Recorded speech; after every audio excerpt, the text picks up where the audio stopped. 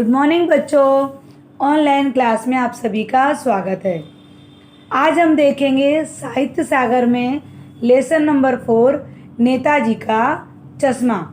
यहाँ पर कोई और नेताजी की बात नहीं की गई है। नेताजी का अर्थ है यहाँ पर सुभाष चंद्र बोस के बारे में बात की गई है। तो यहाँ हम देखेंगे इसके लेखक का परिचय थोड़ा देखते हैं कि इनके लेखक का नाम है स्वयं प्रकाश जी। कहानीकार स्वयं प्रकाश का जन्म 20 जनवरी सन 1947 को मध्य प्रदेश के इंदौर शहर में हुआ था। संपत्ति भोपाल में रहकर साहित्य रचना में संलग्न है तथा वसुधा नामक पत्रिका के संपादन कार्य से जुड़े हैं।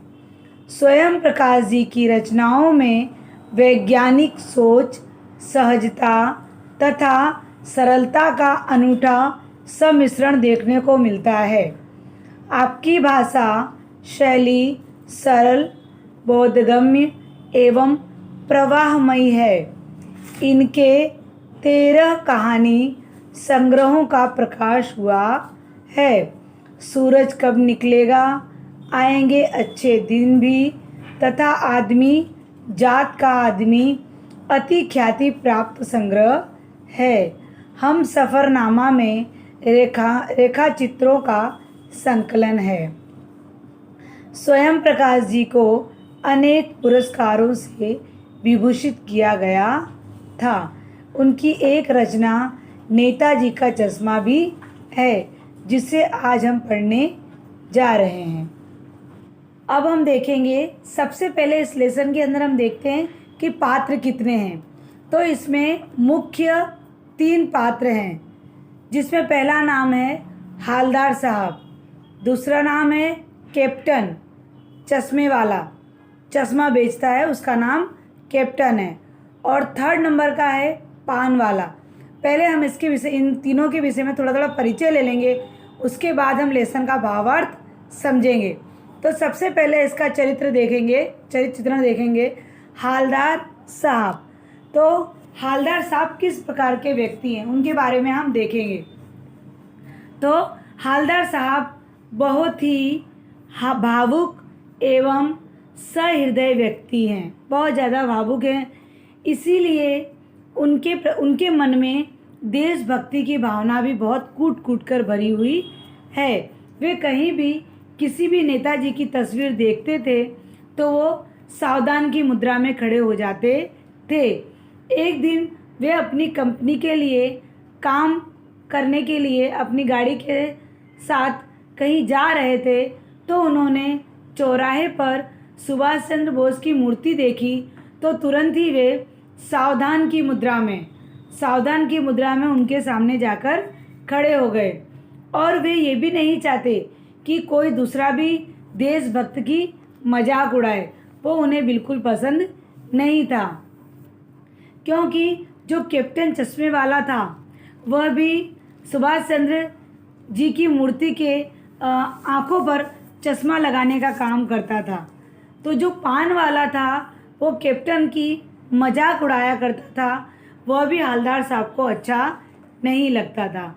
हालदार साहब का कहना था कि कोई व्यक्ति अगर देशभक्त के प्रति आदर मान सम्मान रखता है तो कोई उसका मजाक उड़ाए वो उन्हें बिल्कुल पसंद नहीं था। कैप्टन पान वाले द्वारा मजाक उड़ाना उन्हें पसंद नहीं आता था।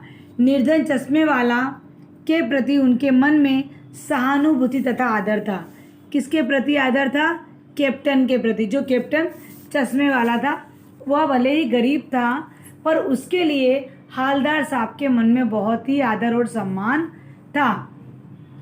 कैप्टन की मृत्यु होने पर यह बात जब हालदार साहब को पता चली तो हालदार साहब बहुत ज़्यादा दुखी हो गए। हालदार साहब को लगा कि जो सुभाष चंद्र की मूर्ति है उसके ऊपर चश्मा लगाने का काम तो सिर्फ कैप्टन ही करता था। अब वह कैप्टन मर गया, अर्थात उसकी मृत्यु हो गई, तो वे जो चश्मा बदलता था तो अब उन्हें यह पता चल गया कि जो सुभाष चंद्र बोस की मूर्ति चौराहे पर लगी हुई है उस पर अब कोई चश्मा बदलने वाला नहीं रहा। इसीलिए वे वहाँ से फिर से कंपनी के काम से जाते हैं तो वहाँ रुकते नहीं हैं। लेकिन अचानक उनकी नज़र उस मूर्ति के ऊपर पहुँच जाती है तो एक सरकंडे का चश्मा लगा हुआ था। सरकंडे का मतलब होता है लकड़ी का चश्मा। तो लकड़ी का एक चश्मा बना हुआ था और वह नेताजी की मूर्ति पर लगा हुआ था। जब उन्होंने यह देखा तो उनकी आंखें खुशी से छलछला उठी।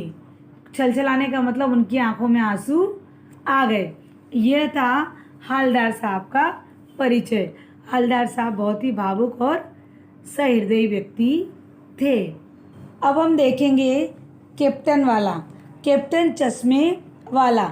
इसका नाम है कैप्टन, लेकिन वह चश्मे वाला उसे इसलिए कहते हैं कि वह चश्मा बेचता है।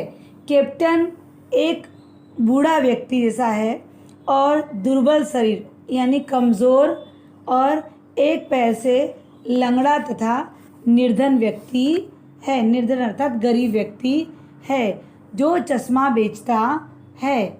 सिर पर गांधी टोपी रखता है और आँखों पर काला चश्मा लगाता है। उसके हाथ में, जहाँ वो गली गली घूमता है तो उसके हाथ में एक संदूकची मतलब एक पेटी की तरह एक लोखंड की पेटी होती है जिसके अंदर कुछ थोड़े बहुत चश्मे होते हैं और एक बड़ा सा बांस होता है उसके पास जिसके ऊपर कुछ चश्मे लटके हुए होते हैं। वह इस तरह से संदूकची और बांस के ऊपर चश्मे लटकाकर वह गली गली घूमता है। गली गली घूमकर अपने चश्मे को बेचता है। और वही नेताजी की बिना चश्मे वाली मूर्ति के ऊपर अपना जो चश्मा बेचता है उसी में से एक मूर्ति पर अपना वह चश्मे का एक फ्रेम उसे मूर्ति पर लगा देता है।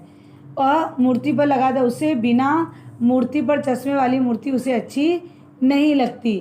तो जो वो फ्रेम बेचता है, जो चश्मे बेचता है, उसी की एक फ्रेम उठाकर वो मूर्ति पर लगा देता है। कैप्टन चश्मे वाले के चरित्र से यह पता चलता है कि उसके अंदर कहीं न कहीं देशभक्ति की भावना व्यक्त होती है और उस देशभक्ति की भावना का कोई तिरस्कार करे या कोई उसका अपमान करे वह शोभा देता नहीं है। ये हुआ कैप्टन का परिचय। अब हम आगे देखेंगे पान वाला।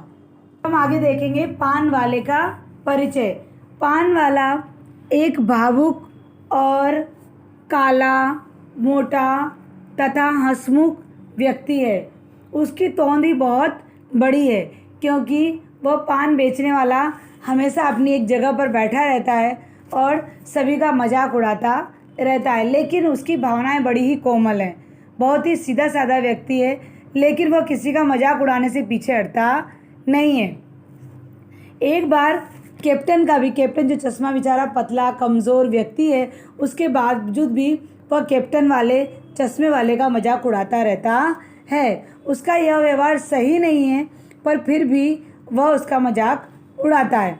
संभवतः स्वभाव इसी प्रकार हंसी मजाक वाला उसका है।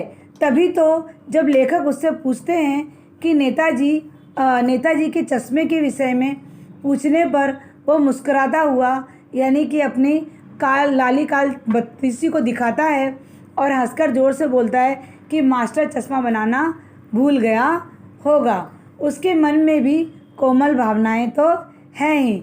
इसीलिए हवलदार साहब के चश्मे वाले की मृत्यु का समाचार जब हवलदार साहब कहते हैं कि आज मूर्ति पर किसी प्रकार का चश्मा नहीं है, तभी बेचारा पान वाला दुखी होता है। आंखों में जैसे उसके आंसू आ गए हैं और वह आंसू को अपनी धोती से पोंछकर और फिर कहता है कि चश्मे वाले कैप्टन की मृत्यु हो गई है और ये सब बोलकर वो बेचारा बहुत ज़्यादा दुखी होकर अपने आंखों में से आंसू पोंछने लगता है क्योंकि उसके मन में भी इस प्रकार की कोमल भावना है। तभी तो वो पहले तो वो कैप्टन का मजाक उड़ाता है, वो सिर्फ मजाक उड़ाता है, बाकी उसके जो मन में है वह बहुत ही अच्छा व्यक्ति कह सकते हैं क्योंकि तभी उसने जब समाचार कहा तो तुरंत ही उसकी आंखों में आंसू आ जाते हैं। अब हम कहानी का भावार्थ देखेंगे। नेताजी का चश्मा। इस कहानी का भावार्थ है कि यहाँ जो हमने हालदार साहब, पान वाला और कैप्टन चश्मे वाले तीनों का परिचय लिया है। अब तीनों के बारे में यहाँ पर हम बात करेंगे, आप सभी को ध्यान से सुनना है, ठीक है। पहले तो हालदार साहब एक जगह नौकरी करते थे और नौकरी के सिलसिले में वे प्राय उस जगह से, एक चौराहा था, एक छोटा सा कस्बा था, वहाँ एक चौराहा था, उस चौराहे से उन्हें हमेशा अपने नौकरी के सिलसिले में जाना आना पड़ता था। प्राय अपने काम के सिलसिले में वे हर 15 दिन में उस कस्बे से गुजरते थे। एक छोटा कस्बा था और छोटा सा नगर कह सकते हैं कि वह कस्बा छोटा होने के कारण वहाँ पर कुछ पक्के मकान, कुछ कच्चे मकान, छोटा सा बाज़ार और उस कस्बे में लड़की और लड़कों का एक छोटा सा स्कूल था और एक छोटा सा सीमेंट का कारखाना तथा नगर पालिका भी थी। नगर पालिका का मतलब होता है कि जिस कस्बे में नगर पालिका होती है, वो नगर पालिका क्या करती है कि उसके जो कस्बे में कुछ भी खराबी हो तो उसे संभालने का काम, जैसे सड़क बनवाना है, जैसे सड़क बनवाना है, कोई पेशाब घर बनवाना है, या फिर कहीं पर कुछ टूट फूट गया है तो उसे संभालवाने का काम नगर पालिका का होता था। और उस नगर पालिका के बीचों बीच एक नेताजी की मूर्ति भी लगाई हुई थी। तो जो नेताजी की मूर्ति बनी हुई थी वह संगे मरमर का जो सफ़ेद पत्थर होता है उसकी सुभाष चंद्र बोस जी की मूर्ति बनी हुई थी। और उनकी मूर्ति ऐसी लग रही थी जैसे वो खुद खड़े हों, जैसे टोपी की नोक से कोट के दूसरे बटन तक नेताजी की चेस्ट, छाती, बस्ट चौड़ी और सुंदर थी। यह मूर्ति अति साधारण थी। अति साधारण मतलब बहुत ही सिंपल और सामान्य थी तथा कस्बे के स्कूल के जो ड्राइंग मास्टर थे उन्हीं को यह मूर्ति बनाने के लिए दे दी गई थी, क्योंकि उन्हें यह भी कहा होगा कि तुम्हें 1 महीने में यह मूर्ति बनाकर यहाँ पर दे देनी है। तो जो ड्राइंग मास्टर थे उन्होंने बहुत ही जल्दी में यह मूर्ति बनाई होगी, लेकिन इस मूर्ति पर जो चश्मा था वह नहीं था। तो हालदार साहब बहुत बार सोचने लगे कि मूर्ति तो पूरी बना दी है लेकिन इस मूर्ति पर चश्मा क्यों नहीं है। वह अपने मन में विचार करने लगे, हो सकता है कि चश्मा बनाते समय चश्मा टूट गया होगा, क्योंकि पत्थर की मूर्ति से चश्मा बनाना नहीं पा रहा होगा या उन्हें सूटेबल नहीं होगा। इसी वजह से कि कुछ बारीकियों के कारण अगर चश्मा बनाने जा रहे होंगे तो चश्मा टूट गया होगा, इसी वजह से चश्मा नहीं बनाया होगा।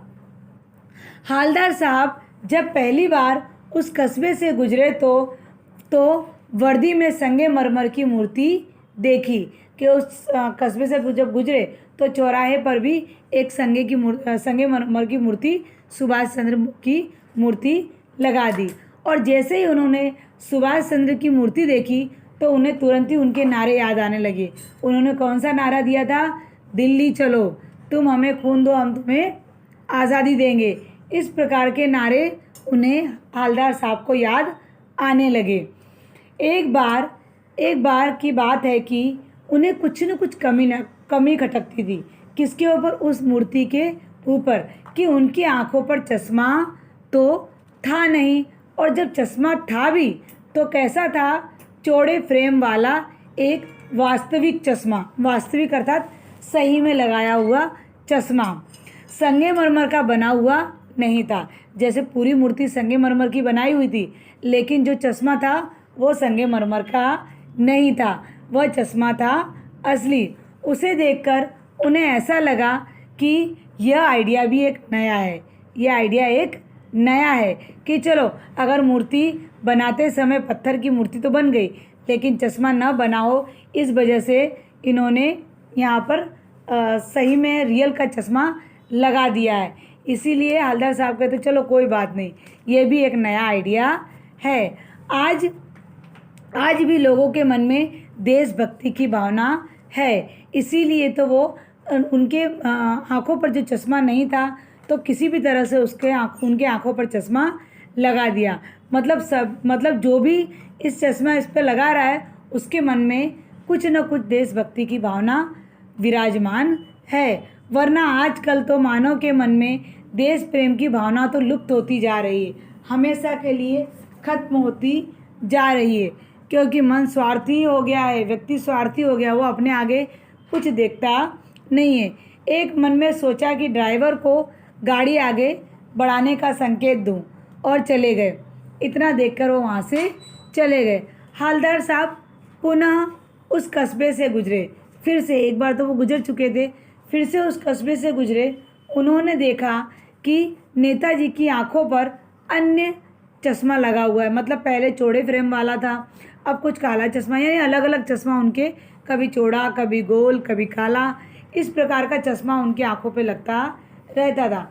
इस प्रकार वह बार बार वहाँ जाने पर उन्हें अलग अलग फ्रेम वाले चश्मे दिखाई देने लगे और मूर्ति जो थी नेताजी की, उनकी आंखों पर अलग अलग प्रकार के चश्मे लगे हुए देखते थे। उसी कस्बे में एक चौराहे पर ही, जहाँ चौराहे पर उनकी मूर्ति लगी थी सुभाष चंद्र बोस की, वहीं पर उसी चौराहे पर एक पान वाले की दुकान थी, जिसका नाम था, जिसे हम पान वाला ही कहते हैं। बदलते हुए चश्मे की कहानी जानने के लिए कि बार बार ये चश्मे को कौन बदलता है, इसको जानने के लिए हवलदार साहब क्या करते हैं, पान वाले से ही पूछते हैं कि बताइए, जो ये सुभाष चंद्र बोस की मूर्ति चौराहे पे लगी है, इसके ऊपर रियल का चश्मा, असली का चश्मा लगता है, ये चश्मे को बार बार कौन बदलता है। तो जो पान वाला होता है उसके मुंह में बहुत सारा पान ठुसा हुआ था, उस पान की पिचकारी को थूकता है और अपनी तोंद को हिलाते हुए थिरकाते हुए जोर जोर से हंसने लगता है और कहता है, कैप्टन चश्मे वाला इसको बदलता है। अतः बार बार वह चश्मा बदल देता है। नेताजी की बिना चश्मे की मूर्ति उसे अच्छी नहीं लगती, इसीलिए वह बार बार इस चश्मे को बदल देता है। उसकी छोटी सी दुकान में बहुत सारे चश्मे के फ्रेम हैं। कोई ग्राहक नेताजी की मूर्ति के चश्मे के समान फ्रेम मांगता है। अगर वो कैप्टन जो चश्मे वाला है उसके पास से कोई कहता है कि जो मूर्ति पर चश्मा लगा है वही वैसा ही फ्रेम वाला मुझे चश्मा चाहिए, तो जो ग्राहक वो चश्मा मांगता वो क्या करता, वह मूर्ति के ऊपर से चश्मा उतार कर उस ग्राहक को दे देता और दूसरे फ्रेम वाला चश्मा वापस वो मूर्ति के ऊपर लगा देता था, क्योंकि उसे बिना चश्मे वाली मूर्ति अच्छी लगती नहीं थी। जो ग्राहक को पसंद आता तो वो वही मूर्ति के ऊपर का चश्मा उतार के दे देता और दूसरा जो उसके पास चश्मे का फ्रेम वाला जो भी होता था वो उसे वापस चश्मा लगा दिया करता था।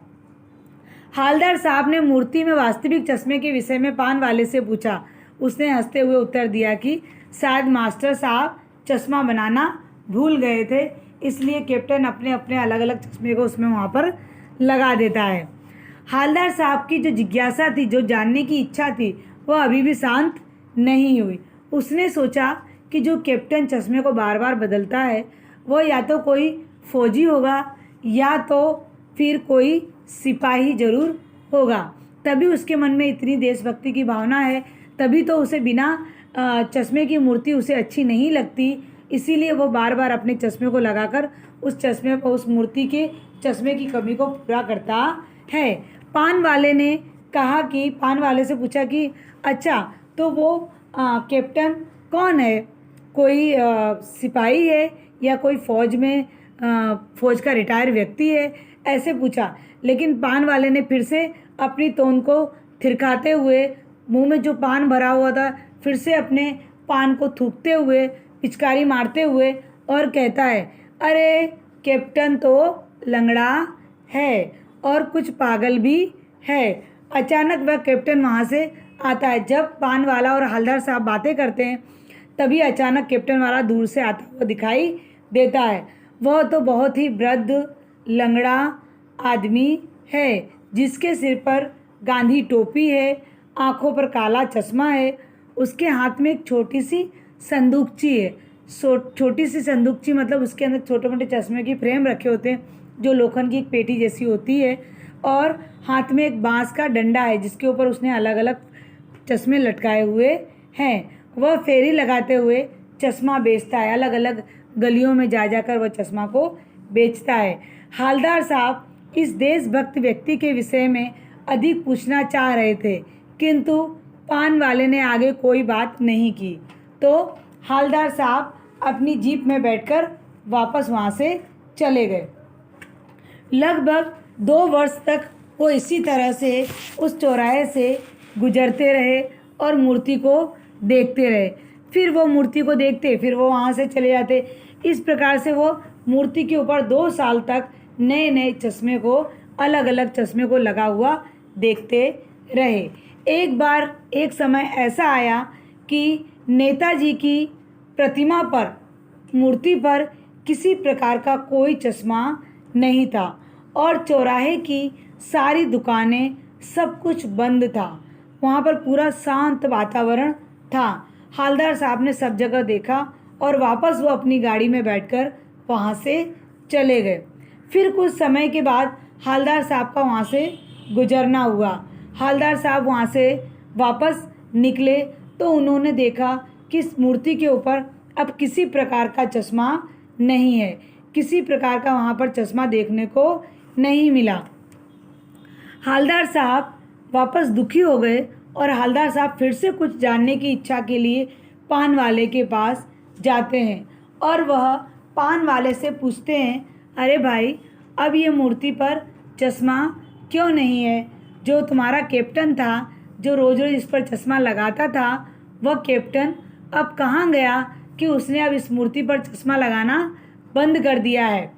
तो पान वाला वैसे तो कैप्टन का मजाक उड़ाया करता था, वह मजाकी स्वभाव का व्यक्ति था, पान वाला भावुक व्यक्ति था। लेकिन जब हालदार साहब ने उस कैप्टन के विषय में पूछा तो जो पान वाला था वो बहुत ज़्यादा दुखी हो जाता है और अपने मुंह में जो उसने पान भरा हुआ था उस पान की पिचकारी मारता है और अपने आँखों में आंसू भरकर, और आंसू जैसे उसके आँखों से निकलते हैं वैसे ही वो अपनी धोती से अपने आंसुओं को पोंछता हुआ कहता है कि कैप्टन की मृत्यु हो गई है।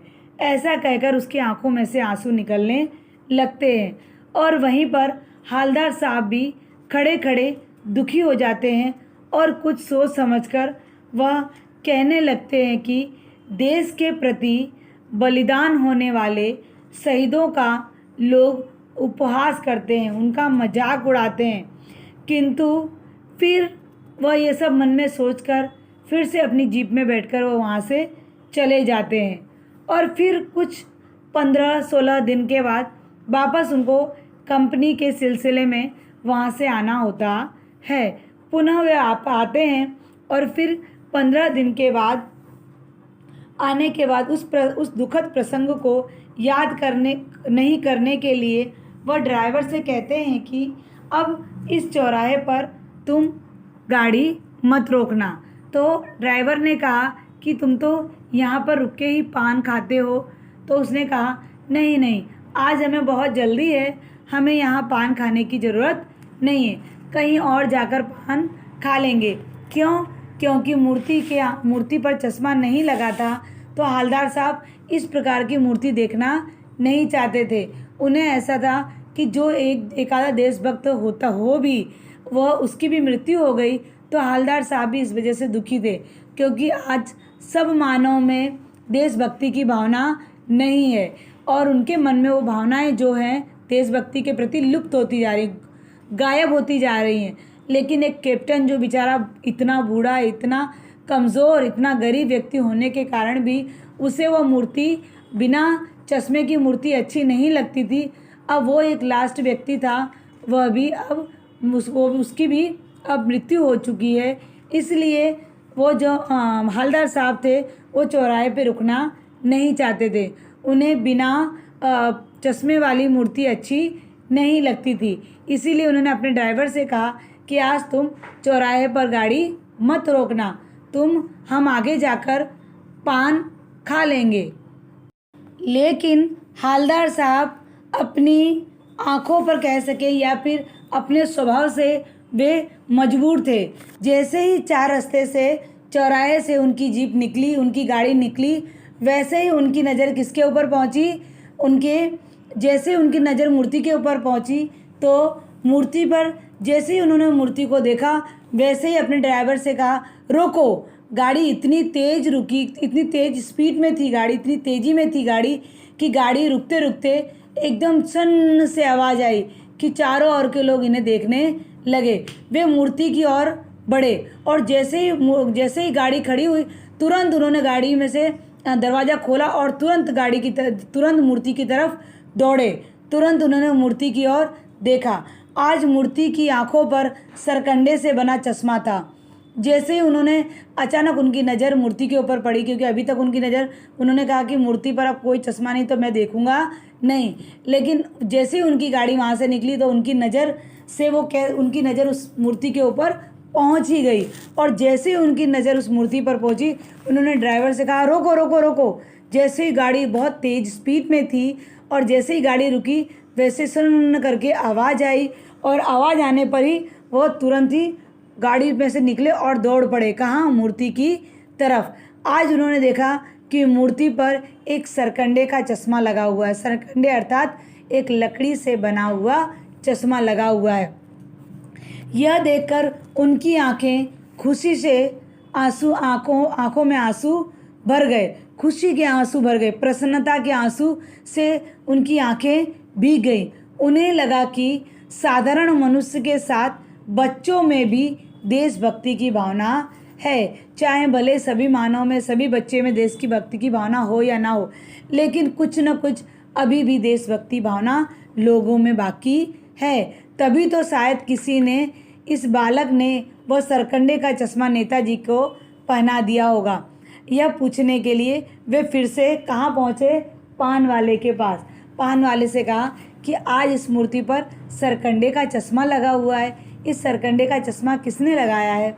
तो पान वाले ने कहा, यहाँ पर एक छोटा सा स्कूल है और जो स्कूल के मास्टर हैं उनका नाम है मोतीलाल। तो मोतीलाल के स्कूल के जो विद्यार्थी होंगे उन्हीं ने इस सरकंडे के चश्मे को बनाकर मूर्ति के आँखों पर यह चश्मा, सरकंडे का चश्मा लगा दिया है। तो हालदार अब बहुत खुश हो जाते हैं कि कहीं ना कहीं अभी भी लोगों के अंदर देशभक्ति की भावना है।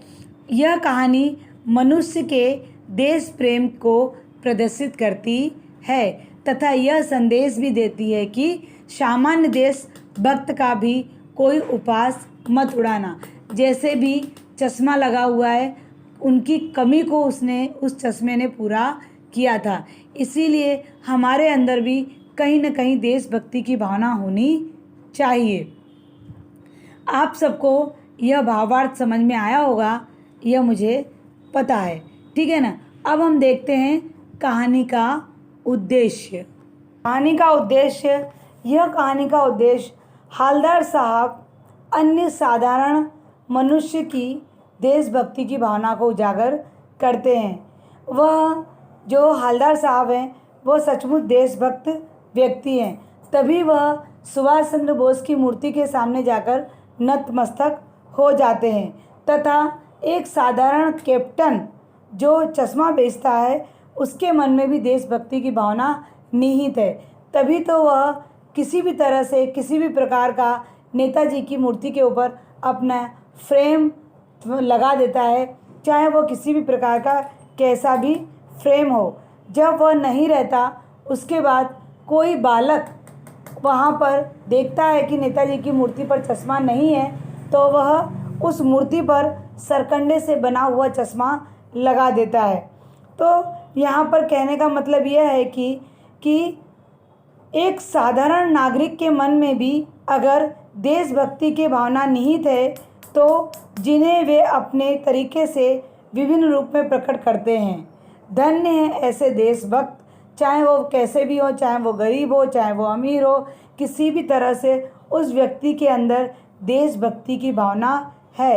यही हमारी कहानी का उद्देश्य है कि कोई भी कैसा भी निर्बल व्यक्ति भी अगर देश की भावना देश के प्रति अपनी भक्ति को प्रकट करता है तो उस व्यक्ति का मजाक उड़ाना नहीं चाहिए, उस व्यक्ति का मजाक उड़ाना सही होता नहीं है। अब हम देखेंगे कहानी की सार्थकता। शीर्षक की सार्थकता। लेखक स्वयं प्रकाश द्वारा रचित नेताजी का चश्मा कहानी सुभाष चंद्र बोस के चश्मे से ही संबंधित है। जब हम छोटे थे तब से हम आज दिन तक सुभाष चंद्र की मूर्ति को देखते हैं या उनकी फ़ोटो को देखते हैं तो हमने उनकी आंखों पर हमेशा चश्मा लगा हुआ देखा है और सर के ऊपर टोपी लगी हुई देखी है। तो ये जो चीज़ें हम देखते हैं वही चीज़ यहाँ नेताजी के संगमरमर की मूर्ति पर देखा है। लेकिन जो संगमरमर की मूर्ति बनाई थी उस पर चश्मा नहीं था, लेकिन चश्मा था तो कौन सा था, वहाँ पर संगमरमर का ना होकर असली का चश्मा था। यही हवलदार साहब को आकृष्ट करती है, उन्हें बहुत आकर्षित करती है कि कुछ भी हो, अगर कोई चश्मे बनाना भूल भी गया तब भी किसी ने असली चश्मा उनके आँखों पर लगा दिया। हवलदार साहब पान वाले से पूछता है कि ये चश्मा किसने लगाया। वे चश्मे बेचने वाले निर्धन कैप्टन के द्वारा, जब उन्हें पता चलता है कि गरीब कैप्टन ने इस चश्मे को लगाया है तो वो उस गरीब व्यक्ति के प्रति भी वो उसे ऐसा लगता है कि नेता के प्रति उसके मन में भी सम्मान की भावना होगी, आदर की भावना होगी, तभी तो उसे बिना मूर्ति वाला चश्मा अच्छा नहीं लग रहा है, तभी तो उसने उसको चश्मा लगाया होगा। तो कहानी के अंत में भी नेताजी की मूर्ति पर कहीं ना कहीं किसी न किसी तरह से एक सरकंडे का चश्मा आ जाता है। अतः यह जो कहानी है उसका जो शीर्षक रखा गया है वह सचमुच सार्थक सिद्ध होता है, नेताजी का चश्मा। आज हमने यहाँ पर नेताजी का चश्मा पढ़ा, इसके अंदर मुझे नहीं लगता कि आपको कोई परेशानी होगी, आपको सभी को समझ में आ गया होगा। फिर भी आप जो आपके पास छोटी वाली पतली वाली जो बुक है साहित्य सागर की, वो बुक का जो लेसन है वो आप सभी लोग अच्छी तरह से पढ़ लेना। कहीं पर आपको कोई वर्ड में हार्ड वर्ड लगता हो तो वर्क बुक के अंदर दिया गया है पेज नंबर 43 के ऊपर, तो उसमें शब्दार्थ में कोई कठिनाई लगती हो तो शब्दार्थ देख लेना, उसके अर्थ आपको वहाँ पर मिल जाएंगे। ठीक है, अब आगे जब नेक्स्ट वीडियो हमारा आएगा तब हम इसके क्वेश्चन आंसर्स करेंगे। इसी के साथ मैं अपनी वाणी को विराम देती हूँ। अस्तु, धन्यवाद।